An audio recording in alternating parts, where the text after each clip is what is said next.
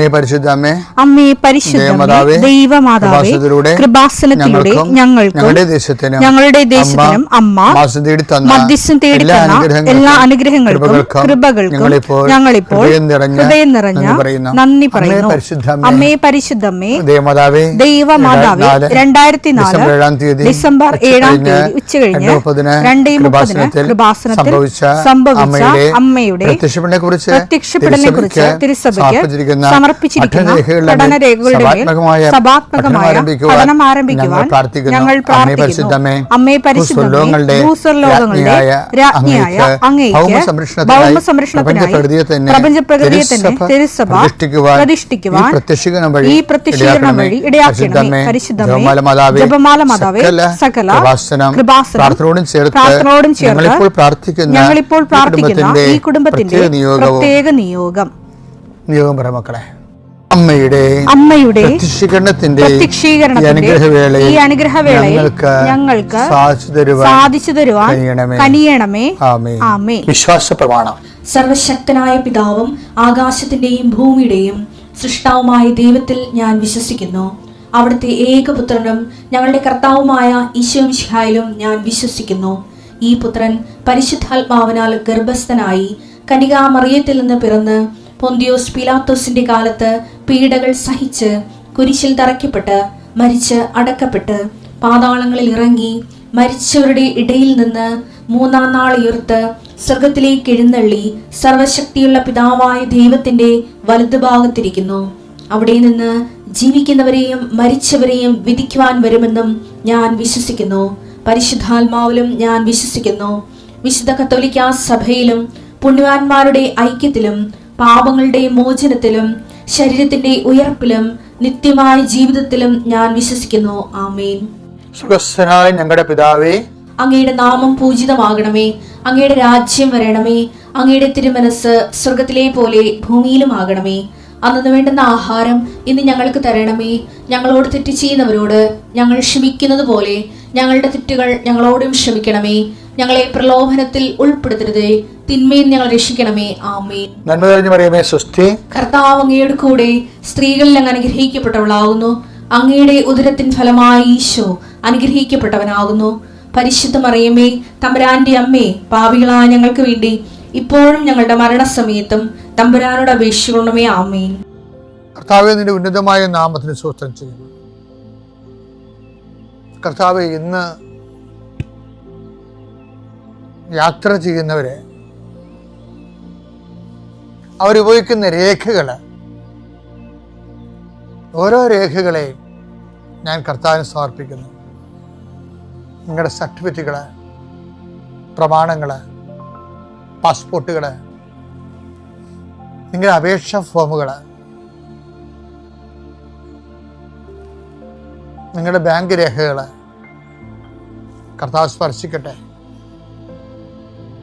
ഇതുമായി കടന്നു പോകുന്നത് ഇതൊന്നും നഷ്ടപ്പെടാതിരിക്കാൻ കർത്താവിൻ്റെ വിശുദ്ധ മുദ്ര വെക്കട്ടെ.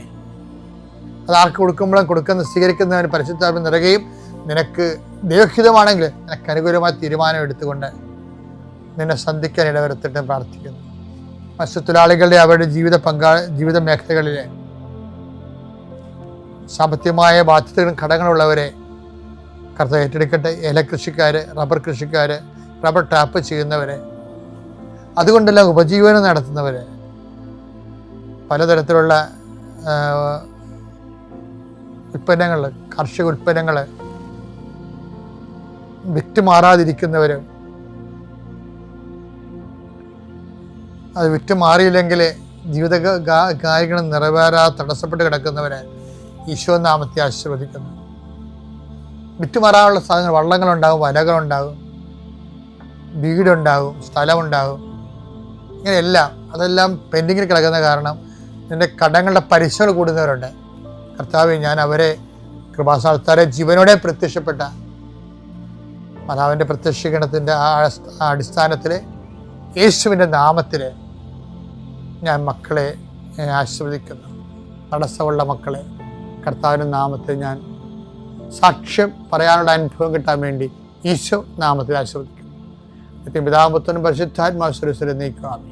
എൻ്റെ പ്രിയപ്പെട്ടവരെ, കേരള സഭാ ചരിത്രത്തിലെ രസകരമായ ചില അധ്യായങ്ങളുണ്ട്. 1870 മുമ്പ് ഈ ബെർണാഡ് ബെച്ച്നെല്ലി പിതാവ് വരാപ്പുഴ വികാരിയാത്ത് ഭരിക്കുന്നതിന് മുമ്പ് ഒരു പിതാവ് ഭരിച്ചിരുന്നു. അതായത് 1830-31 കാലഘട്ടത്തിലെ ഒരു പിതാവ് ഭരിച്ചിരുന്നു. അതായത് അദ്ദേഹം ആണ് ബിഷപ്പ് സ്റ്റബിലീനി. ഈ സ്റ്റബിലീനി മെത്താന് മുമ്പ് ഈ 27, കാരണം ഈ കാലഘട്ടങ്ങളിലൊക്കെ വ്യത്യസ്തങ്ങളായ വലിയ വലിയ സംഭവങ്ങൾ നടക്കുന്ന കാലഘട്ടമാണ്. ഇപ്പോൾ കേരള സഭയിൽ സിമിത്തേരിയൊക്കെ പണിയണത് 1870 തൊട്ടാണ്. ആ കുറേ നല്ല ഭക്ത കൃത്യങ്ങളും പരസ്യ പ്രവർത്തികളുടെ പുതിയ അധ്യായങ്ങളുണ്ടായിരുന്നു. ഇനി ഞാൻ ആ ഭാഗങ്ങളൊക്കെ വായിച്ചുകൊണ്ടിരുന്ന സമയത്തെ പെട്ടെന്ന് ഒരു പിതാവിൻ്റെ പേര് ഞാൻ മറന്നുപോയി. അതായത് ഒരു പിതാവ് എൻ്റെ കാലത്ത് നമ്മളെ കത്തോലിക്ക സഭയിൽ തന്നെ കുമ്പസാരിക്കണമെങ്കിൽ പൈസ കൊടുക്കണമായിരുന്നു. അത് നമ്മൾ പൈസ കൊടുക്കുന്നത് 2 അണ 4 അണയൊക്കെ കൊടുക്കുന്നത്. അക്കമ്മ പറഞ്ഞത് 4 അണ. ഒന്ന് കുമ്പസാരിക്കുമ്പോൾ നിങ്ങൾ കുമ്പസാരിച്ച് പാപമോചനം ശ്രമിക്കുമ്പോൾ ആ അച്ഛൻ്റെ നിത്യവൃത്തിക്ക് വേണ്ടി നമ്മൾ 2 അണ അല്ലെങ്കിൽ 4 അണ അല്ലെങ്കിൽ 1 അണ കൊടുക്കും. അപ്പോൾ ഈ ഒരു പിതാവ്, ബെച്ച്നെല്ലി പിതാവിനേക്കാൾ മുമ്പ് ഒരു പിതാവ് വന്നായിരുന്നു. അങ്ങേര് പറഞ്ഞ് പാവപ്പെട്ടവർക്ക് 4 അണ പോലും ഇല്ലാത്തവരുണ്ട്. അപ്പോൾ അത് സഭയുടെ പഴയ കാലം ഒന്ന് ചിന്തിക്കണേ. അപ്പോൾ നിങ്ങൾ എന്ത് ചെയ്യണം? നിങ്ങൾ അരി കൊടുത്താൽ മതി എന്ന് പറഞ്ഞ് കുമ്പസാരിക്കണേന് അച്ഛൻ കുമ്പസാരി കഴിയുമ്പോൾ നമ്മൾ 2 നാഴി അല്ലെങ്കിൽ 4 അരി കൊടുക്കും അച്ഛൻ. അതൊരു കാലം ചിന്തിച്ചേക്കേ. അതെന്താ വെച്ചാൽ അത് പണ്ട് ഈ ബാർട്ടർ സിസ്റ്റം എന്ന് പറയുന്ന സംഭവം ഉണ്ടായിരുന്നു. എനിക്കറിയാമല്ലോ അല്ലേ? നാണയമൊക്കെ കണ്ടുപിടിക്കണ മുമ്പും ആൾക്കാരുടെ ഈ നാണയമൊക്കെ എത്തിച്ചേണ മുമ്പും ആൾക്കാരെ ചെയ്യണത് നമ്മളിപ്പോൾ വസ്തു കൊടുത്ത് വസ്തു വാങ്ങും. വസ്തു എന്ന് വെച്ച് കഴിഞ്ഞാൽ എന്താണ്? ഇപ്പം നമുക്ക് നമ്മുടെ വീട്ടിൽ കിഴങ്ങ്, ചെമ്പ്, അതുപോലെ തന്നെ കാച്ചിലൊക്കെ ഉണ്ടാവും. അപ്പം നമുക്ക് മീനാണ് വേണ്ടത്. അപ്പം നമ്മൾ ചന്തയിൽ കൊണ്ടുപോകും. ചന്തയിൽ കൊണ്ടുപോയിട്ട് ഈ കാച്ചിൽ മീൻ തരാൻ സാധ്യതയുള്ള ആൾക്കാർക്ക് കാച്ചിൽ ആവശ്യമുള്ളവരുണ്ടാവും. അവർക്ക് കാച്ചിൽ കൊടുത്തിട്ട് മീൻ വാങ്ങിക്കും. അതിനാണ് വസ്തു കൊടുത്തിട്ട് വസ്തു വാങ്ങിക്കണം. Barter system. ചില സമയത്തുണ്ടല്ലോ നമ്മുടെ ഈ പ്രാർത്ഥനാ ജീവിതവും ഒരു ബാർട്ടർ സിസ്റ്റം പോലെയാണ് ചില ആൾക്കാർ കൈകാര്യം ചെയ്യണത്.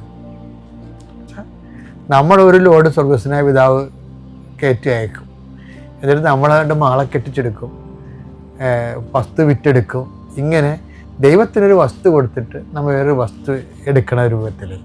കാര്യം ഈ ഒരു ബന്ധമൊന്നും അധികകാലം നീണ്ടു നിൽക്കത്തില്ല, ദൈവമായിട്ട് പറ്റത്തില്ല. ഒന്നാമത്തേൽ ഈ അമേരിക്കയിലോട് ചെമ്മീൻ കയറ്റിയിടണ വിടണ പരിപാടിയാണ് നമ്മുടെ പ്രാർത്ഥനയ്ക്കുള്ളത്. അമേരിക്കയിലോട് ചെമ്മീൻ കയറ്റി വിടുമ്പോൾ തന്നെ എന്ത് ചെയ്യും? അവർ അത് റിജക്റ്റ് ചെയ്യും. അതിൻ്റെ അകത്ത് ബാക്ടീരിയ ആണെന്ന് പറഞ്ഞ് റിജക്റ്റ് ചെയ്യും. അപ്പം മനുഷ്യന്മാർ വരെ ബാക്ടീരിയ ആണെന്ന് പറഞ്ഞ് റിജക്റ്റ് ചെയ്യും. അപ്പം ഇതുപോലെ നമ്മളീ കയറ്റിവിടുന്ന ജപമാലയും അല്ലെങ്കിൽ സ്തുതിപ്പും ആരാധനയും ഒക്കെ ദൈവം ഈ കയറ്റിവിടുന്നത് ദൈവം ബാക്ടീരിയ ആണെന്ന് പറഞ്ഞ് റിജക്റ്റ് ചെയ്യും. അതെന്താ കാര്യം?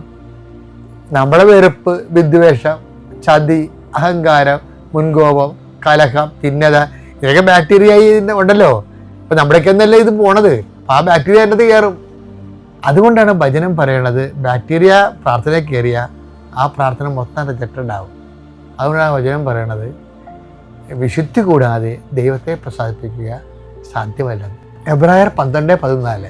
വിശുദ്ധി കൂടാതെ ആർക്കും കർത്താവിനെ ദർശിക്കാൻ സാധ്യമല്ല. അപ്പൊ എപ്പോഴും നമ്മൾ ശ്രദ്ധിക്കേണ്ട വിഷയം, ഈ പ്രാർത്ഥിക്കുന്നത് ഏറ്റവും വലിയ ദൈവാനുഗ്രഹമാണ്. പക്ഷേ പ്രാർത്ഥിക്കുമ്പോൾ കണ്ടാമിനേറ്റഡ് ആകാതിരിക്കാൻ വേണ്ടി അതിനകത്ത് ബാക്ടീരിയ, വെറുപ്പിൻ്റെയും ദ്വേഷത്തിൻ്റെയും ഒക്കെ ബാക്ടീരിയ കയറാതിരിക്കാൻ വേണ്ടി പ്രത്യേകം ശ്രദ്ധിക്കണം. അപ്പോൾ ഈ പ്രാർത്ഥനയെല്ലാം ദൈവം അക്സെപ്റ്റ് ചെയ്യും. നമ്മളെ കൃപ കൊണ്ട് നമ്മളെ വിശ്വാസം വളർത്തുകയും നിലനിർത്തുകയും ചെയ്യും. എൻ്റെ പേര് ലിഷ ജോസൻ. ഇതെൻ്റെ പപ്പ. ഇവിടെ ആദ്യമായി ഉടമ്പടി എടുത്തത് എൻ്റെ മമ്മിയാണ്. അത് കഴിഞ്ഞ് പപ്പയും. ഇവർ രണ്ടുപേരും ഉടമ്പടിയിലാണ് ഞാൻ നിന്നിരുന്നേച്ചത്. അപ്പോൾ +2 കഴിഞ്ഞ് ഓസ്ട്രേലിയയിൽ പോകാൻ ഞാൻ ട്രൈ ചെയ്യുമായിരുന്നു. എൻ്റെ ചേട്ടൻ ഓസ്ട്രേലിയയിലായതുകൊണ്ട് തന്നെ ഞാൻ ചേട്ടൻ്റെ അടുത്തോട്ട് പോകാമെന്ന് വിചാരിച്ചു. അങ്ങനെ ഏജൻസിയിൽ എൻ്റെ പ്രോസസ്സൊക്കെ സ്റ്റാർട്ട് ചെയ്തു. ഞാൻ ഇംഗ്ലീഷ് പ്രൊഫഷൻസി ടെസ്റ്റിൽ ഫസ്റ്റ് അറ്റംപ്റ്റിൽ തന്നെ മാതാവിൻ്റെ അനുഗ്രഹം കൊണ്ട് എനിക്ക് ഫസ്റ്റ് അറ്റംപ്റ്റിൽ തന്നെ പാസ്സാവാനൊക്കെ പറ്റി. അത് കഴിഞ്ഞ് എൻ്റെ പ്രോസസ്സൊക്കെ സ്മൂത്തായിട്ട് പോയിക്കൊണ്ടിരിക്കുകയാണ്. ചേട്ടൻ എൻ്റെ യൂണിവേഴ്സിറ്റി തന്നെയാണ് ഞാൻ വെച്ചത്. ആ യൂണിവേഴ്സിറ്റിയിൽ തന്നെ അഡ്മിഷനൊക്കെ കിട്ടി. അതിനൊക്കെ ഒരു ബുദ്ധിമുട്ടും ഉണ്ടായില്ല. അത് കഴിഞ്ഞ് ഫീസ് അടക്കാറായപ്പോഴേക്കും ഏജൻസി എന്നോട് പറഞ്ഞ് ഇപ്പം അടക്കണ്ട, വെയിറ്റ് ചെയ്യാൻ പറഞ്ഞു. ഓക്കെ കുഴപ്പമില്ല എന്നൊക്കെ പറഞ്ഞു. നമ്മളൊരു ഒക്ടോബർ വരെയൊക്കെ വെയിറ്റ് ചെയ്തു. ഏജൻസിയുടെ ഭാഗത്തുനിന്ന് ഒരു റെസ്പോൺസും ഇല്ലാണ്ടായപ്പോൾ നമ്മൾ അങ്ങോട്ട് വിളിച്ചു കഴിഞ്ഞപ്പോൾ അവർ പറഞ്ഞു ഈ യൂണിവേഴ്സിറ്റിയിൽ ഇനി നമുക്ക് വെക്കാൻ പറ്റില്ല. കാരണം ഒന്നല്ലെങ്കിൽ ലോൺ, അതല്ലെങ്കിൽ 6 മന്ത് മെച്യൂർഡ് ഫണ്ട് കാണിക്കാൻ പറഞ്ഞു. ലോൺ എടുക്കാൻ നമുക്ക് പ്രോപ്പർട്ടി ഇല്ല, കാരണം ചേട്ടന് ഓൾറെഡി ഉള്ളതുകൊണ്ട് ലോൺ എടുക്കാൻ പറ്റില്ല. 6 മന്ത് മെച്യൂർഡ് ഫണ്ട് ഇനിയിപ്പോൾ കാണിക്കാനും പറ്റില്ല. അപ്പോൾ അവർ പറഞ്ഞു വേറൊരു യൂണിവേഴ്സിറ്റിയിലോട്ട് വെക്കാൻ പറഞ്ഞു. അപ്പോൾ അവരെന്നോട് 99.9% എന്നോട് ഉറപ്പ് പറഞ്ഞു, നീ യൂണിവേഴ്സിറ്റി മാറ്റി, അവിടെ ഞങ്ങൾ എന്തായാലും കൊണ്ടുപോകാമെന്ന് പറഞ്ഞു. ഓക്കെ, അങ്ങനെ ഞാൻ ആ യൂണിവേഴ്സിറ്റിയിൽ അഡ്മിഷൻ എടുത്തു. അപ്പോൾ എന്നോട് പപ്പയും മമ്മിയും പറഞ്ഞു നീ എന്തായാലും പോകാൻ പോണേല്ലേ, അപ്പോൾ നീയായിട്ട് തന്നെ ഒരു ഉടമ്പടി എടുക്ക് എന്ന് പറഞ്ഞു. അങ്ങനെ ഡിസംബർ 8-ാം തീയതി ഞാൻ ഇവിടെ വന്ന് ഉടമ്പടി എടുത്തു. അങ്ങനെ യൂണിവേഴ്സിറ്റിയിൽ നിന്ന് എനിക്ക് ഓഫർ ലെറ്ററൊക്കെ വന്നു. അവിടെയും ഫീസ് അടക്കാറായപ്പോൾ തലേ ദിവസം അവിടുത്തെ റൂള് മാറി, അവിടെയും ലോൺ കാണിക്കാൻ പറഞ്ഞു. അപ്പോൾ ഈ സമയത്തൊക്കെ ഞാൻ ബൈബിൾ എടുക്കും. ഓസ്ട്രേലിയ എന്ന് പറഞ്ഞ ബൈബിൾ എടുക്കുമ്പോൾ എനിക്ക് കിട്ടണ വചനം, തിടുക്കം കൂട്ടണ്ട, വേഗത്തിൽ ഓടുകയും വേണ്ട, നിൻ്റെ കർത്താവ് നിൻ്റെ മുൻപിൽ നടക്കും, ഇസ്രായേലിൻ്റെ ദൈവമായിരിക്കും നിൻ്റെ പിൻകാവൽക്കാരൻ. അപ്പോൾ എനിക്ക് ഈ വചനം കിട്ടുമ്പോൾ ഞാൻ മമ്മീനോട് ചോദിക്കും, മമ്മി എന്താണ് എന്നോട് ഇങ്ങനെ പറയണത്? മമ്മി പറയും നിനക്ക് ചിലപ്പോൾ എന്തെങ്കിലും പദ്ധതി ദൈവത്തിനുണ്ടാവും. അങ്ങനെ ഏജൻസിയിലോട്ട് വിളിച്ചപ്പോൾ അവർ പറഞ്ഞു ലിഷയുടെ ഫയൽ ഞങ്ങൾ ക്ലോസ് ചെയ്യാണ്, ലിഷയ്ക്ക് ഇനി ഓസ്ട്രേലിയക്ക് പോകാൻ പറ്റില്ല, സോറി എന്ന് പറഞ്ഞു. അങ്ങനെ ഭയങ്കര സങ്കടമായി, കാരണം എനിക്ക് 1 ഇയർ ഗ്യാപ്പ് വന്നു. പിന്നെ എന്ത് ചെയ്യണമെന്ന് അറിഞ്ഞുകൂടാ. ഇവിടെ നിൽക്കാനാണെങ്കിൽ എൻട്രൻസ് ഒന്നും ഞാൻ പ്രിപ്പയർ ചെയ്തിട്ടില്ല. അങ്ങനെ ഭയങ്കര സങ്കടത്തിലിരിക്കുന്ന സമയത്ത് എൻ്റെ ബ്രദർ ഓസ്ട്രേലിയയിൽ നിന്ന് ഒരു ഏജൻസീനെ കോൺടാക്ട് നമ്പർ തന്നു. അപ്പോൾ അവരെൻ്റെ കാര്യങ്ങളൊക്കെ കേട്ടപ്പോൾ അവർ പറഞ്ഞു ഞങ്ങൾ ഈ പ്രോസസ്സ് മുന്നോട്ട് കൊണ്ടുപോകാമെന്ന് പറഞ്ഞു. അങ്ങനെ അവർ എൻ്റെ പ്രോസസ്സൊക്കെ മുന്നോട്ട് കൊണ്ടുപോയി. അവരെനിക്ക് വേറെ യൂണിവേഴ്സിറ്റിയിൽ അഡ്മിഷനൊക്കെ എടുത്തു തന്നു. എന്നിട്ട് ലാസ്റ്റ് ആയപ്പോൾ അവിടെയും റൂള് മാറി, അവിടെയും ലോൺ കാണിക്കാൻ പറഞ്ഞു. അങ്ങനെ ആകെ ഞാൻ 3 യൂണിവേഴ്സിറ്റിയിൽ വെച്ചു. 3 യൂണിവേഴ്സിറ്റിയിലും എൻ്റെ ഫീസ് അടക്കണ സമയമായപ്പോൾ ഈ റൂള് മാറിയപ്പോൾ എനിക്ക് ആകെ സങ്കടമായി. എന്നിട്ട് ഞാൻ മാതാവിനോട് പറഞ്ഞു, മാതാവേ നീ എന്നെ എത്ര പരീക്ഷിച്ചാലും നിൻ്റെ പാതയിൽ നിന്ന് ഒരിക്കലും ഞാൻ മാറൂല. ഞാൻ നിന്നോട് പറഞ്ഞ കാര്യങ്ങളെല്ലാം ഞാൻ കൃത്യമായി ചെയ്യും. പള്ളിയിലൊക്കെ ഞാൻ മുടങ്ങാണ്ട് തന്നെ പോകും. എന്നെ പരീക്ഷിച്ചാലും ഞാൻ എത്ര പരീക്ഷിച്ചാലും ഞാൻ മാറൂലെന്ന് തന്നെ ഞാൻ മാതാവിന് വാക്ക് കൊടുത്തു. അങ്ങനെ ഞാൻ എൻ്റെ പ്രാർത്ഥനയൊക്കെ മുന്നോട്ട് പോയി.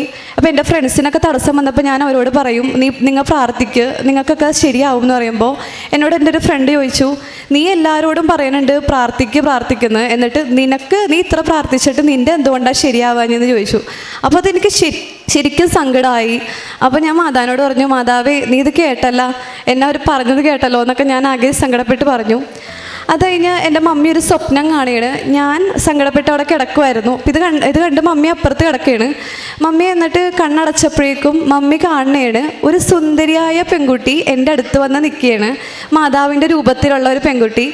അങ്ങനെ എന്നെ നോക്കിക്കൊണ്ട് നിൽക്കണതായിട്ട് എൻ്റെ മമ്മി ഒരു സ്വപ്നം കണ്ട്. എൻ്റെ മമ്മി എന്നോട് വന്നിട്ട് പറഞ്ഞു, എടി ഞാനിങ്ങനെ ഒരു സ്വപ്നം കണ്ട്, നിൻ്റെ അടുത്ത് ഒരാൾ വന്ന് നിൽക്കണതായിട്ട് സ്വപ്നം കണ്ടു, എന്താണെന്ന് അറിയില്ല എന്ന് പറഞ്ഞു.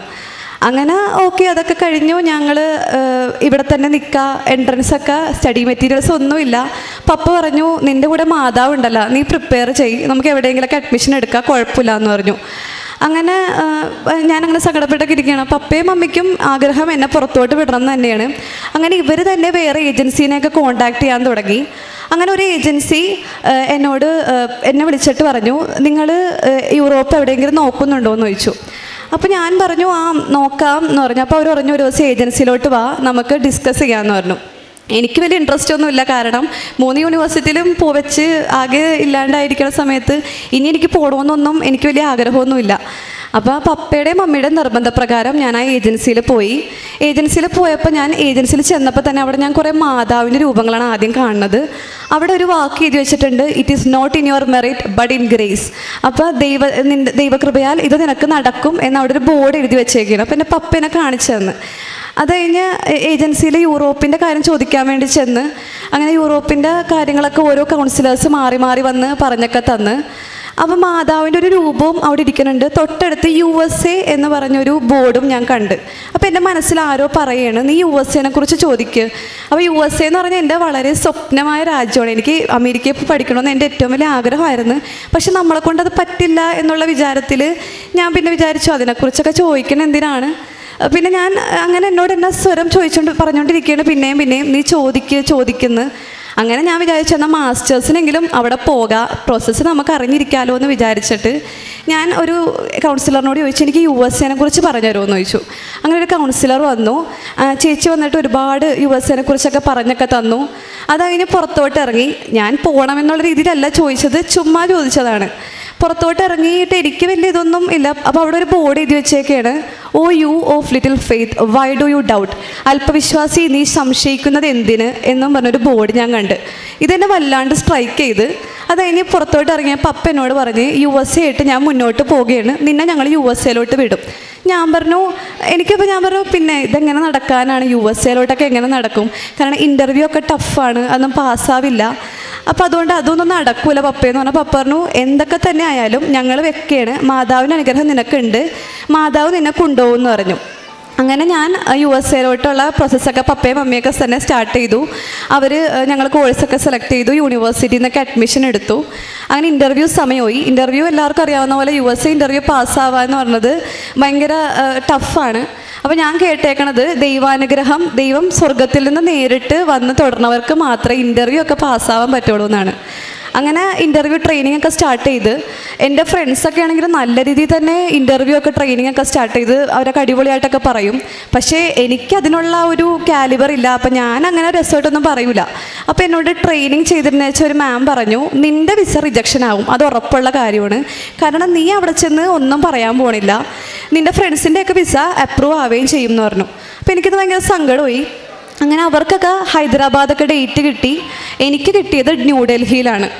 അപ്പോൾ ഹൈദരാബാദ് അവർക്കൊക്കെ ചെന്ന് അവരുടെയൊക്കെ വിസ അപ്രൂവ് ആവുമെന്ന് പറഞ്ഞവരുടെ വിസ ഒക്കെ റിജക്ഷനായി. അപ്പം ഞാൻ വിചാരിച്ചു അപ്രൂവ് ആവുമെന്ന് പറഞ്ഞവരുടെ വിസ റിജക്ഷനായി, അപ്പോൾ പിന്നെ എൻ്റെ കാര്യം പിന്നെ പറയണ്ടല്ലോ. അപ്പം ഞാൻ പിന്നെ വിചാരിച്ചു എന്തെങ്കിലും ആവട്ടെ, എന്തായാലും ഡേറ്റൊക്കെ കിട്ടിയല്ലേ, പോയി അറ്റൻഡ് ചെയ്യാമെന്ന് പറഞ്ഞു. അപ്പോൾ അതിൻ്റെ ഇടയിൽ എനിക്കൊരു വചനം കിട്ടി, നിൻ്റെ വിശ്വാസം നിന്നെ രക്ഷിച്ചിരിക്കുന്നു. അങ്ങനെ ഞാൻ ഓക്കെ ന്യൂഡൽഹിയിൽ പോകാം എന്നൊക്കെ വിചാരിച്ചു. ഇപ്പം ന്യൂഡൽഹിയിൽ ഞങ്ങൾക്ക് പരിചയക്കാരും. ഇപ്പം എന്ത് ചെയ്യും എന്നൊക്കെ ആലോചിച്ചുകൊണ്ടിരിക്കും. മമ്മി പറഞ്ഞു, അവിടെ ഒരു മമ്മിയുടെ ആൻറ്റിയുടെ ഒരു കസിനുണ്ട്, അപ്പോൾ അവിടെ ഒന്ന് വിളിച്ച് നോക്കാൻ പറഞ്ഞു. ഞങ്ങൾ ആദ്യമായിട്ടാണ് അവരെ വിളിക്കണത്. അപ്പോൾ അവർ പറഞ്ഞു, നിങ്ങൾ ഹോട്ടലിൽ റൂമൊന്നും ബുക്ക് ചെയ്യണ്ട, ധൈര്യമായിട്ട് പോര്, ഞങ്ങൾ കൊണ്ടുപോയിക്കോളാം എന്ന് പറഞ്ഞു. അങ്ങനെ അവരുടെ വീട്ടിൽ ചെന്നു. അപ്പോൾ ആൻറ്റിക്ക് കൃപാസന മാതാവിനെ കുറിച്ച് ആൻറ്റി കേട്ടിട്ടേ ഉള്ളൂ, ആൻറ്റി പ്രാർത്ഥിക്കാറുണ്ട്. അങ്ങനെ ഞങ്ങൾക്ക് അവിടെ ചെന്നിട്ട് ആൻറ്റീനോട് കൃപാസന മാതാവിനെ കുറിച്ചും അങ്ങനെ പ്രാർത്ഥനയിലൊക്കെ ആൻറ്റി ഞങ്ങളുടെ കൂടെയൊക്കെ നിന്ന് അങ്ങനെ ആൻറ്റിക്ക് കൃപാസനത്തിൽ വരണം എന്നുള്ള ഒരു ആഗ്രഹം ആൻറ്റിക്ക് പിന്നെ വന്ന്. അപ്പോൾ ആൻറ്റിയുടെ പേരക്കുട്ടിക്ക് വയറിനൊരു അസുഖം ഉണ്ടായിരുന്നു. അങ്ങനെ പപ്പ അവിടെ ചെന്നപ്പോൾ ഉടമ്പടി കാശുരൂപം വെച്ച് തൈലമൊക്കെ ഒഴിച്ച് പ്രാർത്ഥിച്ചതിൻ്റെ ഫലമായിട്ട് ഞങ്ങൾ പോകുന്നതിൻ്റെ അന്ന് അവൻ്റെ അസുഖങ്ങളൊക്കെ മാറി. അപ്പോൾ ആൻറ്റിക്ക് ഭയങ്കര വിശ്വാസമായി. അപ്പോൾ ആൻറ്റി പറഞ്ഞു, ഇനി നാട്ടിൽ വരുമ്പോൾ എന്തായാലും ഞങ്ങൾ വന്ന് ഉടമ്പടി എടുക്കും എന്ന് ആൻറ്റി പറഞ്ഞിട്ടുണ്ട്. അങ്ങനെ എൻ്റെ ഇൻ്റർവ്യൂ ടൈമായി. ഇൻ്റർവ്യൂ സമയമായപ്പോഴേക്കും ഞാൻ കാണുന്നത് മുന്നിൽ നിൽക്കുന്ന എല്ലാവരുടെ വിസ റിജക്ഷനാണ്. അപ്പം ഞാനും എൻ്റെ വിസ റിജക്ഷനാണ് എന്നുള്ള രീതിയിൽ തന്നെ മുന്നോട്ട് ചെന്ന്. അപ്പം ഞാൻ ദൈവത്തോട് പറഞ്ഞിട്ടുണ്ടായി, എൻ്റെ ഹിതമല്ല നിറവേറേണ്ടത്, എൻ്റെ മുന്നോട്ടുള്ള ജീവിതം തീരുമാനിക്കേണ്ടത് അമ്മയാണ്. അപ്പം അമ്മയുടെ ഹിതം നിറവേറിയാൽ മതി. ഞാൻ പോകണമെന്നാണ് ആഗ്രഹമെങ്കിൽ അമ്മ എനിക്കിത് തന്നെ, അവിടെ ചെന്ന് എനിക്ക് അത്ര വലിയ ബുദ്ധിമുട്ടൊക്കെ ആണെങ്കിൽ എനിക്ക് അമ്മ ഇത് തരണ്ട, എനിക്ക് കുഴപ്പമില്ല എന്ന് പറഞ്ഞു. അങ്ങനെ ഞാൻ മാതാവിനോട് പറഞ്ഞു, എല്ലാവർക്കും ഇൻ്റർവ്യൂ സമയത്ത് അമ്മ വന്ന് ഇൻ്റർവ്യൂ ചെയ്യുമെന്നൊക്കെ ഞാൻ കേട്ടിട്ടുണ്ട്, അപ്പോൾ എനിക്കും മാതാവിനെ കാണാനുള്ളൊരു അനുഗ്രഹം അമ്മ തരോ എന്ന് ചോദിച്ചിട്ടുണ്ടായിരുന്നു. അങ്ങനെ എനിക്ക് കിട്ടിയത് ഒരു ലേഡീനെയാണ്. ഈ ലേഡി എന്നെ കണ്ടപ്പോൾ തന്നെ ഭയങ്കര ചിരിയായിരുന്നു. ചിരിച്ച് അവർ എന്നോട് ഒരു ക്വസ്റ്റ്യൻ, അത് ഞാൻ പ്രിപ്പയർ ചെയ്ത ക്വസ്റ്റ്യൻസ് ഒന്നും ചോദിച്ചില്ല, ജസ്റ്റ് ഒരു വീട്ടുവിശേഷം ചോദിക്കണ പോലെയാണ് അവരെന്നോട് 2-3 പാരൻസ് എന്ത് ചെയ്യുന്നു, ചേട്ടൻ എന്ത് ചെയ്യുന്നു, അത് കഴിഞ്ഞ് അവരെന്നോട് പറയാണ് യുവർ വിസ ഈസ് അപ്രൂവ്ഡ്. അപ്പം ഞാൻ ശരിക്കും ഞെട്ടിപ്പോയി. കാരണം ഇത്രയും ക്വസ്റ്റ്യൻസ് വളരെ സിമ്പിളായിട്ട് തന്നെ പ്രോസസ്സൊക്കെ കഴിഞ്ഞ് അവർ 2 ക്വസ്റ്റ്യൻ ചോദിച്ചപ്പോൾ തന്നെ എൻ്റെ വിസ അപ്രൂവ് ആക്കി. ഞാൻ തിരിച്ചു വന്നത് എൻ്റെ സ്വപ്നത്തിൽ നടക്കണ പോലെയാണ് എനിക്ക് തോന്നിയത്. അപ്പോൾ ഞാൻ പണ്ട് മമ്മീനോട് പറയുമായിരുന്നു, എൻ്റെ ഏറ്റവും വലിയ സ്വപ്നമാണ് USA. ഞാൻ ഓസ്ട്രേലിയക്കാണ് നോക്കണമെങ്കിലും മമ്മി ഞാൻ USA പോകും കേട്ടോ എന്ന് ചുമ്മാ തമാശക്ക് പറയും. പക്ഷെ അത് മാതാവിൻ്റെ ഹിതം അനുസരിച്ച്, മാതാവിൻ്റെ പദ്ധതി അനുസരിച്ച് മാതാവ് എനിക്ക് USA തന്നു. ഈ ഓഗസ്റ്റ് 4 ഞാൻ US പോകുവാണ്. അതും എൻ്റെ ഇഷ്ടപ്പെട്ട കോഴ്സ് എടുത്തിട്ടാണ് ഞാൻ പോണത്. അങ്ങനെ ഒരു മാതാവ് ഞങ്ങൾക്ക് അനുഗ്രഹം തന്നു, മാതാവിന് നന്ദി. അതുപോലെ തന്നെ രണ്ടാമത്തെ സാക്ഷ്യം, ഞങ്ങൾ ലോണിന് വേണ്ടി അപ്ലൈ ചെയ്തു. അപ്പോൾ നമുക്ക് എഡ്യൂക്കേഷൻ ലോൺ കിട്ടൂല പ്രോപ്പർട്ടി ഇല്ലാത്തത് കൊണ്ട്. അപ്പോൾ ഒരു പേഴ്സണൽ ലോൺ വെക്കാമെന്ന് വിചാരിച്ചു. അങ്ങനെ പേഴ്സണൽ ലോൺ വെക്കണ സമയത്ത് നമുക്ക് ഒന്നല്ലെങ്കിൽ അതും പ്രോസസ്സൊക്കെ സ്റ്റാർട്ട് ചെയ്തപ്പോൾ കുഴപ്പമൊന്നും ഉണ്ടായില്ല. ലാസ്റ്റ് സാങ്ഷൻ്റെ തലേദിവസം അവർ വിളിച്ചിട്ട് പറഞ്ഞു, ഒന്നല്ലെങ്കിൽ ഒരു ഗ്യാരണ്ടർ ഒപ്പിടണം, അതല്ലെങ്കിൽ പ്രോപ്പർട്ടി വെക്കണം എന്ന് പറഞ്ഞു. നമുക്കിത് രണ്ടും ചെയ്യാനുള്ള സാഹചര്യമില്ല. അങ്ങനെ ഒരു ഫാമിലി ഫ്രണ്ട് ഉണ്ടായിരുന്നു ഞങ്ങൾക്ക്. അപ്പോൾ ആ അങ്കിൾ വഴിയാണ് ഞങ്ങൾ ലോണിലോട്ട് പോയത്. അങ്കിൾ പറഞ്ഞു, ഗ്യാരണ്ടറായിട്ട് ഞാൻ ഒപ്പിടാം, അതും അല്ലെങ്കിൽ നിങ്ങൾക്ക് എൻ്റെ പേരിൽ, കൊച്ചിൻ്റെ പേരിൽ 5 സെൻറ്റ് സ്ഥലം അങ്കിൾ തരും, ഫ്രീ ആയിട്ട് തന്നേക്കാം. ആ 5 സെൻറ്റ് സ്ഥലത്തിൽ എഡ്യൂക്കേഷൻ ലോൺ കൊടുക്കാൻ അങ്കിൾ മാനേജറിനെ വിളിച്ച് പറഞ്ഞു. അങ്ങനെ അങ്കിൾ 5 സെൻറ്റ് സ്ഥലം തരാമെന്ന് പറഞ്ഞു. ഇപ്പോൾ ഇന്ന് അതിൻ്റെ പ്രോസസ്സ് വീണ്ടും സ്റ്റാർട്ട് ചെയ്തു ലോണിൻ്റെ. അപ്പോൾ അതും മാതാവ് തന്ന അനുഗ്രഹമാണ്. കാരണം ഇത് ദൈവം തന്നെ നേരിട്ട് വന്ന് അങ്കളെ കൊണ്ട് പറയിപ്പിച്ചതാണ്. അല്ലെങ്കിൽ ആരും അങ്ങനെ 5 സെൻറ്റ് സ്ഥലമൊന്നും പേരിൽ എഴുതി തരാമെന്നൊന്നും പറയില്ല. അപ്പോൾ ഇത് ദൈവത്തിൻ്റെ ഒരു വലിയ അനുഗ്രഹമാണ്.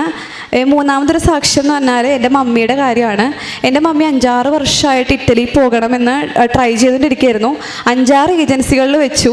എല്ലാ ഏജൻസിയിലും വെച്ച് ഹൈദരാബാദ്, ചെന്നൈ, കൊച്ചി എല്ലായിടത്തും വെച്ചു. എല്ലായിടത്തും റിജക്ഷൻ ആയിരുന്നു.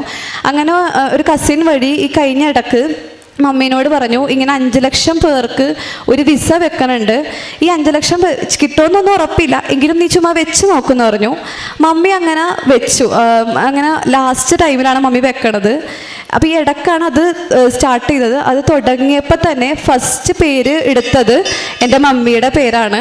അങ്ങനെ മമ്മി ഇപ്പോൾ ഇറ്റലിയിൽ റോമിലാണ്. കഴിഞ്ഞ മെയ് 8-ാം തീയതിയാണ് മമ്മി പോയത്. പിന്നെ 4മതൊരു സാക്ഷ്യം എന്ന് പറഞ്ഞാൽ എൻ്റെ പപ്പയുടെ ഒരു രോഗസൗഖ്യമാണ്. പപ്പക്ക് അലർജി, ഡൽഹിയിൽ ഞങ്ങൾ പോയ സമയത്ത് അവിടെ ഭയങ്കര ചൂടായിരുന്നു. അപ്പോൾ പപ്പ ഈ ചൂട് സഹിച്ച് നിന്നപ്പോഴേക്കും തിരിച്ചു വന്നപ്പോഴേക്കും പപ്പയുടെ മേലാകെ പൊന്തി നിറച്ച് കുരുക്കളൊക്കെ വന്നു. അങ്ങനെ അപ്പോൾ എനിക്ക് ഭയങ്കര സങ്കടമായി. അപ്പോൾ ഞാൻ മമ്മീനോട് പറഞ്ഞു, മമ്മി പപ്പക്ക് ഭയങ്കര അലർജി ആണല്ലോ. മമ്മിയും ഞാനും അങ്ങനെ ഞങ്ങൾ രണ്ടുപേരും കൂടി പപ്പയുടെ മേലിലേക്ക് സമർപ്പിച്ച് പ്രാർത്ഥിച്ച് പിറ്റേ ദിവസം രാവിലെ ഞാൻ എണീച്ച് നോക്കിയപ്പോൾ എൻ്റെ പപ്പയുടെ മേത്ത് ഒരു പാട് പോലും ഇല്ലാതെ ആ കുരു കംപ്ലീറ്റ് മാറി. അതായത് അങ്ങനെ ഒരു കുരു വന്നിട്ടില്ല എന്നുള്ള രീതിയിൽ തന്നെയായിരുന്നു എൻ്റെ പപ്പയുടെ മേലാകെ. പിന്നെ 5മതൊരു സാക്ഷ്യം തന്നെ എൻ്റെ ചേട്ടൻ്റെ കാര്യമാണ്. ചേട്ടൻ കൊറോണ സമയത്ത് ചേട്ടൻ ഓസ്ട്രേലിയക്കാണ് പോയത്. അവിടെ ക്വാറന്റൈനൊക്കെ ഉണ്ടായിരുന്നു. പക്ഷേ ചേട്ടൻ ചെന്നിറങ്ങിയ ആ സമയത്ത് അവിടുത്തെ സർക്കാരുടെ റൂള് വന്നു, ഇനി ക്വാറന്റൈൻ ഒന്നും നിൽക്കണ്ട. പിന്നെ ആണെങ്കിലും ഫ്ലൈറ്റ് ടിക്കറ്റൊക്കെ വളരെ ഹൈ ആയിട്ട് നിൽക്കുന്ന ഒരു സമയമായിരുന്നു. പക്ഷെ ചേട്ടന് ഒരു ദൈവദൂതൻ വന്ന് ഫ്ലൈറ്റ് ടിക്കറ്റ് കൊടുത്തെന്ന് പറയാം. വളരെ ചെറിയൊരു എമൗണ്ടിലാണ് ചേട്ടന് ഫ്ലൈറ്റ് ടിക്കറ്റൊക്കെ കിട്ടി. ചേട്ടനും പഠിത്തങ്ങളെല്ലാം പൂർത്തിയാക്കിക്കൊണ്ടിരിക്കുന്നു മാതാവിൻ്റെ അനുഗ്രഹം കൊണ്ട്. ഇത്രയേറെ അനുഗ്രഹം തന്ന മാതാവിന് 1000 നന്ദി. പിന്നെ പ്രേക്ഷിത പ്രവർത്തനമായിട്ട് ഞാൻ ചെയ്തത് പത്രങ്ങൾ കൊടുക്കുമായിരുന്നു. പിന്നെ ഈ പള്ളിയിലൊക്കെ ആളുകൾ കൊണ്ടുവന്ന് ഒരു 8 പത്രമൊക്കെ വെറുതെ വെച്ചിട്ട് പോകും. അപ്പം ഞാൻ ഈ പോകുന്ന സമയത്തൊക്കെ ഞാൻ ഈ 8 പത്രം എടുത്തിട്ട് ഞാൻ എല്ലാവർക്കും കൊടുക്കും. എല്ലാവർക്കും ഞാൻ കൊടുക്കൂല. ഞാൻ മാതാവിനോട് പറയും, മാതാവേ എൻ്റെ മുമ്പിൽ ആവശ്യക്കാർ വരുമ്പോൾ മാത്രമേ ഞാനിത് കൊടുക്കുള്ളൂ, അല്ലാതെ കൊടുത്തിട്ട് കാര്യമില്ലല്ലോ. അങ്ങനെ ഞാൻ ആവശ്യമുള്ളവരെ മാതാവ് എന്നെ കാണിച്ചു തന്നെന്നറിയും. അങ്ങനെ മാതാവ് കാണിച്ചു തന്നവർക്ക് മാത്രമേ ഞാൻ പത്രങ്ങൾ കൊടുക്കുള്ളൂ. പിന്നെ എൻ്റെ ഫ്രണ്ട്സിനോടൊക്കെ ആണെങ്കിലും അവരെന്ത് ബുദ്ധിമുട്ട് എന്നോട് പറഞ്ഞാലും ഞാൻ അവരോട് പറയും, നിങ്ങൾ പ്രാർത്ഥിക്കും, ഞാനും പ്രാർത്ഥിക്കും അവർക്ക് വേണ്ടി. പിന്നെ ഇവിടെ നിന്ന് കാശ് രൂപമൊക്കെ വാങ്ങിയിട്ട് ഞാൻ അവരുടെ കൈ കൊടുത്തിട്ട് പരീക്ഷാ സമയത്തൊക്കെ ഞാൻ കൊടുക്കും. ഞാൻ പറയും, നിങ്ങൾ ഇത് വെച്ച് പ്രാർത്ഥിച്ചോ, നിങ്ങളുടെ എല്ലാം സക്സസ് ആവുമെന്ന് പറയും. പിന്നെ കാരണപ്രവൃത്തിയായിട്ട് ഞങ്ങൾ 3 പേരും ഒരുമിച്ചാണ് ചെയ്യണത്. ക്യാൻസർ പേഷ്യൻസിനൊക്കെ ഞങ്ങളെ കൊണ്ടാവുന്ന രീതിയിലൊക്കെ സഹായിക്കും. പിന്നെ അതുപോലെ തന്നെ വഴിയിൽ കിടക്കുന്നവർക്കൊക്കെ ഞങ്ങൾ ചോറ് മമ്മി കെട്ടി ഞങ്ങളെല്ലാവരും കൊണ്ട് കൊടുക്കും. ഹോസ്പിറ്റൽ രോഗികളെയൊക്കെ സന്ദർശിക്കാറുണ്ട്. ഓൾഡ് ഏജ് ഹോമിലൊക്കെ ഞങ്ങൾ പോകാറുണ്ട്. ഇതൊക്കെയാണ് ഞാൻ ചെയ്ത കാരുണ്യപ്രവൃത്തികൾ. ഇനിയും എൻ്റെ മുന്നോട്ടുള്ള ജീവിതം എൻ്റെ മാതാവിന് ഞാൻ സമർപ്പിക്കും. എൻ്റെ മാതാവ് എനിക്കൊരു പ്രോമിസ് തന്നിട്ടുണ്ട്, ഇതാ നിനക്ക് മുമ്പേ ഞാൻ എൻ്റെ ദൂതനെ അയക്കുന്നു, അവൻ നിൻ്റെ വഴി ഒഴുക്കും. കാരണം US പോകാമെന്ന് പറഞ്ഞാൽ പേടിയായിരുന്നു. അപ്പം ഞാൻ ബൈബിൾ എടുത്തപ്പോൾ മാതാവ് എനിക്ക് തന്ന പ്രോമിസാണിത്. അപ്പോൾ ഇനിയും മാതാവിൻ്റെ ഉടമ്പടി തന്നെ ഞാനും എൻ്റെ കുടുംബവും ഉറച്ചു നിൽക്കും. ഇത്രയേറെ അനുഗ്രഹങ്ങൾ തന്ന മാതാവിന് 1000 നന്ദി. ഹെബ്രായർക്കുള്ള ലേഖനം 8-10 തിരുവചനങ്ങൾ അരുളി ചെയ്യുന്നു. കർത്താവ് അരുളി ചെയ്യുന്നു, ഇസ്രായേൽ ഭവനവുമായി ഞാൻ ചെയ്യുന്ന ഉടമ്പടി ഇതാണ്. എൻ്റെ നിയമങ്ങൾ അവരുടെ മനസ്സിൽ ഞാൻ സ്ഥാപിക്കും, അവരുടെ ഹൃദയത്തിൽ ഞാൻ അവ ആലേഖനം ചെയ്യും.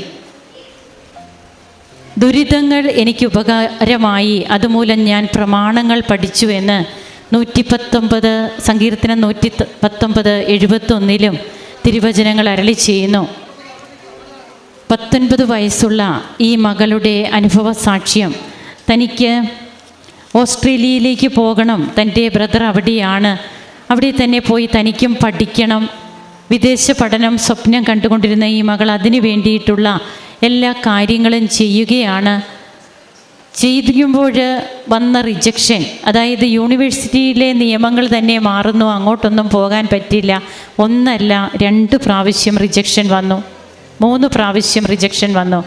അപ്പോൾ ഈ റിജക്ഷനൊക്കെ വന്ന് തൻ്റെ കൂട്ടുകാരുടെ മുമ്പിലൊക്കെ തനിക്ക് ഇനി നീ ഇത്രയൊക്കെ പ്രാർത്ഥിച്ചിട്ട് നിനക്കിങ്ങനെയൊക്കെയല്ലേ, അങ്ങനെയുള്ള ചോദ്യങ്ങളുമൊക്കെയുണ്ട്. എന്നാൽ നാം കേട്ടതുപോലെ, തിരുവചനങ്ങളിൽ പറഞ്ഞതുപോലെ കർത്താവിൻ്റെ പ്രമാണങ്ങളിൽ നിന്ന് വിട്ടുപോയില്ല. അത് തൻ്റെ ഹൃദയത്തിൽ ആലേഖനം ചെയ്യാൻ ഈ മകള് തന്നെ ഒരുക്കി നിർത്തി എന്നുള്ളതാണ്. അങ്ങനെ പിന്നീട് തൻ്റെ ആ ഒരു സ്വപ്നം, അതായത് ഓസ്ട്രേലിയയിലേക്കുള്ള പോക്ക് പൂർണ്ണമായും പിന്നീട് പോവുകയാണ്. അപ്പോഴാണ് പ്രഭാഷകൻ 33:16 തിരുവചനങ്ങൾ അരുളി ചെയ്യുന്നുണ്ട്, നീ ആവശ്യപ്പെട്ട ഈ കാര്യവും ഞാൻ നിനക്ക് തരും, എന്തെന്നാൽ നീ എൻ്റെ പ്രീതി നേടിയിരിക്കുന്നു. കർത്താവിൻ്റെ പ്രീതി, കർത്താവിൻ്റെ കൃപ നേടുവാൻ പിന്നീട് ഈ മകൾ ചെയ്തത് തൻ്റെ ആത്മീയ ജീവിതം, അത് നീ എന്തൊക്കെ എന്നോട് ചെയ്താലും ഞാൻ നിന്നെ വിട്ടുപോകില്ല എന്ന് ഈശോയോടും അമ്മയോടും പറയുകയാണ്. അങ്ങനെ ഉറച്ചു നിന്നു. നമ്മൾ ഏതെങ്കിലും ഒരു ദേശത്തേക്ക് പോകണമെന്ന് നാം തന്നെ വിചാരിക്കുമ്പോൾ കർത്താവിൻ്റെ പദ്ധതികൾ എങ്ങനെ നമ്മെ മറ്റൊരു ദിശയിലേക്ക് തിരിച്ചുവിടുന്നു. USA പോകണമെന്ന് തൻ്റെ ഉള്ളിലുണ്ടായിരുന്ന ആ ഒരു ആഗ്രഹം, ആ ഒരു സ്വപ്നം, അത് അമ്മ മാതാവ് അറിയുന്നതാണ്. അമ്മ മാതാവ് ആ സ്വപ്നത്തിനാണ് പ്രാധാന്യം കൊടുത്തത്. മറ്റ് രാജ്യങ്ങളിലേക്ക് ഈ മകൾ പോകേണ്ട എന്ന് അമ്മ നിശ്ചയിച്ചിട്ടുണ്ട്. അങ്ങനെ തൻ്റെ US പോക്കും അവിടെ താൻ പഠിക്കുവാനായിട്ട് പോകുന്ന കാര്യങ്ങളൊക്കെ എങ്ങനെ ക്ലിയർ ആകുന്നു. ലോണ് തങ്ങൾക്ക് ഫാമിലി ഫ്രണ്ടാണ്, എന്നാൽ ആരും അങ്ങനെയൊന്നും ചെയ്യാൻ തയ്യാറാകില്ല എന്ന് ഈ മകൾ തന്നെ പറഞ്ഞു. 5 സെൻറ്റ് സ്ഥലം ആ മകൻ ഈ മകൾക്ക് എഴുതി കൊടുക്കുകയാണ്, ലോൺ കിട്ടുന്നു. ഇതൊക്കെ നമ്മോട് പറയുന്നത് എന്താണ്? വാഗ്ദാന ഭൂമിയിലേക്കുള്ള ഇസ്രായേൽ മക്കളുടെ യാത്രയിൽ അവരുടെ മുൻപിൽ തടസ്സങ്ങൾ ഉണ്ടായിരുന്നു. അപ്പോൾ തടസ്സങ്ങളില്ലാത്ത ഒരു ഉടമ്പടി ജീവിതമാണ് നാം പ്രതീക്ഷിക്കുന്നതെങ്കിൽ അത് നാം വെറുതെ ചിന്തിക്കുന്നത് മാത്രമാണ്. ഉടമ്പടി എടുത്തു പോകുമ്പോഴേ തടസ്സങ്ങൾ കൂടിക്കൊണ്ടിരിക്കും. അത് അങ്ങനെ നാം നമ്മെ തന്നെ ഒരുക്കണം. എന്തുമാത്രം പ്രതിസന്ധികൾ വന്നാലും ഉടമ്പടി ജീവിതം കൈവിട്ട് കളയുമോ നാം എന്നാണ് നാം ചിന്തിക്കേണ്ടത്. ആ പ്രതിസന്ധികളിലൂടെ തന്നെ നടന്ന് ഈ മകള് ഇന്ന് സന്തോഷത്തോടെ ഇവിടെ വന്നെന്ന് സാക്ഷ്യം പറയുമ്പോൾ തൻ്റെ മമ്മിയുടെ തടസ്സങ്ങളൊക്കെ നീങ്ങി, മമ്മിയും എങ്ങനെ ഇറ്റലിക്ക് പോയി എന്നും അതുപോലെ തൻ്റെ ചേട്ടൻ്റെ കാര്യം, തൻ്റെ പപ്പയുടെ രോഗസൗഖ്യം, അങ്ങനെ ഒത്തിരിയേറെ കൃപകൾ തങ്ങളുടെ കുടുംബത്തിന് ലഭിച്ചു. ഇനി ഒരിക്കലും ഞാൻ ഈ ഒരു ഉടമ്പടി ജീവിതത്തെ വിട്ടുപിരിയില്ല.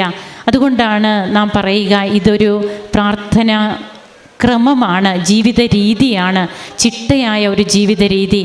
ഇത് നൊവേന പ്രാർത്ഥനകളല്ല.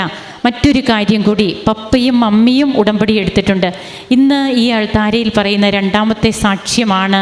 എൻ്റെ അമ്മയും അപ്പനും ഉടമ്പടി എടുത്തു, അവരുടെ ജീവിതം കൂടി എന്നെ സ്പർശിച്ചു. അത് കണ്ടാണ് ഞാനും ഉടമ്പടി ജീവിതത്തിലേക്ക് വന്നത്. ഇതിനു മുമ്പും ഒരു മകൾ പറയുകയുണ്ടായി. അപ്പോൾ നാം നമ്മുടെ ഉടമ്പടി ജീവിതം എടുത്ത് നമ്മുടെ മക്കൾക്ക് വേണ്ടി പ്രാർത്ഥിക്കുന്നവർ മാത്രമാകാതെ അവരെ കൂടി ഉടമ്പടി ജീവിതത്തിലേക്ക് കൊണ്ടുവരുന്ന വ്യക്തികളാകണം.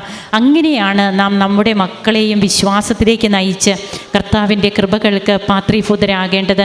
കരങ്ങൾ അടിച്ച് നമുക്ക് ഈശോയ്ക്കും അമ്മയ്ക്കും നന്ദി പറയാം, ദൈവത്തെ മഹത്വപ്പെടുത്താം, ആരാധിക്കാം.